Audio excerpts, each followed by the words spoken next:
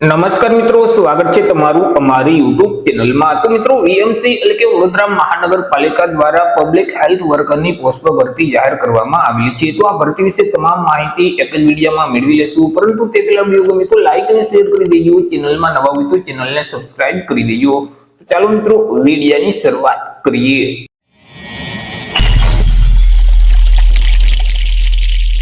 તો મિત્રો, આ જે ભરતીનું નોટિફિકેશન છે તે વીએમસી એટલે કે વડોદરા મહાનગરપાલિકા દ્વારા બહાર પાડવામાં આવ્યું છે। વડોદરા મહાનગરપાલિકાના જે આરોગ્ય વિભાગમાં પબ્લિક હેલ્થ વર્કરની જગ્યાઓ ખાલી છે, તો આ જગ્યાઓ સીધી ભરતીથી કરાર આધારિત ભરવા માટે લાયકાત ધરાવતા ઉમેદવાર પાસેથી અરજી ફોર્મ મંગાવવામાં આવેલા છે। તો સૌથી પહેલા આપણે વાત કરી લઈએ કંઈક અગત્યની તારીખ વિશે। મિત્રો, આ જે ભરતી છે તેમાં જો તમારે અરજી કરવી હોય તો ઓનલાઈન અરજી ફોર્મ છે તે ભરવાનું રહેશે। ઓનલાઈન અરજી ફોર્મ ઓલરેડી શરૂ કરી દેવામાં આવેલા છે। 1/1/2024 થી અરજી ફોર્મ શરૂ કરવામાં આવેલા છે અને 10/1/2026 સુધી તમે ઓનલાઈન અરજી ફોર્મ ભરી શકશો।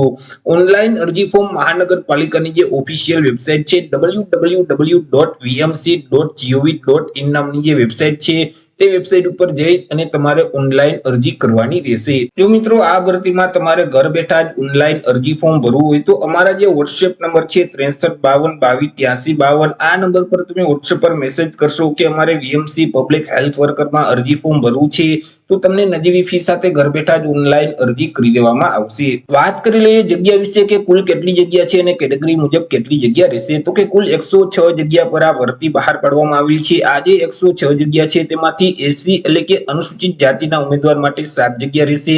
એસટી એટલે કે અનુસૂચિત જનજાતિના ઉમેદવાર માટે 15 જગ્યા છે।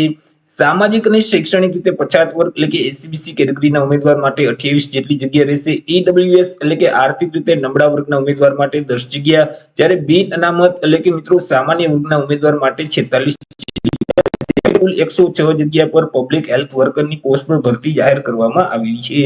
વાત કરી લઈએ આપણે એજ્યુકેશન ક્વોલિફિકેશન એટલે કે શૈક્ષણિક લાયકાત વિશે કે અરજી ફોર્મ ભરવા માટે ઉમેદવારની શૈક્ષણિક લાયકાત છે તે કેટલી હોવી જોઈએ। તો કે ઉમેદવારોએ કોઈ પણ સરકાર માન્ય બોર્ડમાંથી ધોરણ 12 ની પરીક્ષા છે તે પાસ કરેલું હોવું જોઈએ। સાથે સાથે સરકાર માન્ય સંસ્થામાંથી સેનેટરી ઇન્સ્પેક્ટરનો કોર્સ છે તે પાસ કરેલો હોવો જોઈએ, અથવા તો સરકાર માન્ય સંસ્થામાંથી મલ્ટીપર્પઝ હેલ્થ વર્કરનો કોર્સ છે તે પાસ કરેલો હોવો જોઈએ। ઉમેદવાર પાસે બેઝિક કોમ્પ્યુટરનું નોલેજ હોવું જોઈએ। જો આરોગ્યલક્ષી કામગીરીનો ઉમેદવાર પાસે અનુભવ હશે તો તેવા ઉમેદવારોને પ્રાધાન્ય આપવામાં આવશે અને વડોદરા શહેરમાં રહેતા જે ઉમેદવાર છે તો તેઓને પણ પ્રાધાન્ય આપવામાં આવશે।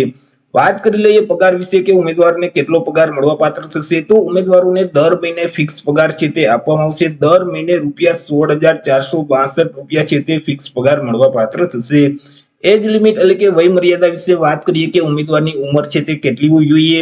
તો કે અહીં ઉમેદવારોએ 1 જાન્યુઆરી 2026 ને ધ્યાનમાં રાખી પોતાની ઉંમરની ગણતરી કરવાની રહેશે। 1 જાન્યુઆરી 2026 ના રોજ ઉમેદવારની ઉંમર છે તે ઓછામાં ઓછી 18 વર્ષ અને વધુમાં વધુ 45 વર્ષની હોવી જોઈએ। વાત કરી લઈએ સિલેક્શન પ્રોસેસ વિશે કે ઉમેદવારનું સિલેક્શન છે તે કેવી રીતે કરવામાં આવશે। તો ઉમેદવારની કોઈ પણ પ્રકારની લેખિત કે મૌખિક પરીક્ષા લેવામાં નહીં આવે। 150 માર્કના મેરિટના આધારે ઉમેદવારનું સિલેક્શન છે તે કરવામાં આવશે કે જેમાં જે ઉમેદવારની શૈક્ષણિક લાયકાત છે તેના વધુમાં વધુ 60 માર્ક છે તે લખવાના રહેશે।